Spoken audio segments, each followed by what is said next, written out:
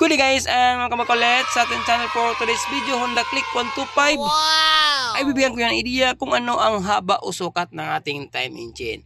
Nakataon guys is meron tayong in-overhaul na Honda Click, kaya ibabahagi ko ano ang sukat ng ating time engine. Before natin i-reveal ang kanyang sukat guys, ay syempre bibigyan ko kayo ng idea kung paano ito bilangin ng mabilisan. Sa ating time engine is meron siyang isang ngipin. Sa bawat ngipin is meron siyang parang dalawang mata. Kapag tinapat natin ang ating timing chain is magkatabi na ang dalawang ngipin. So ibig sabihin kapag may dalawang ngipin, meron din siyang apat na mata. Ang pagbilang natin dito guys ay by 1. So kung anong magiging resulta ng haba ng ating timing chain, ita-times lang natin siya ng by 4.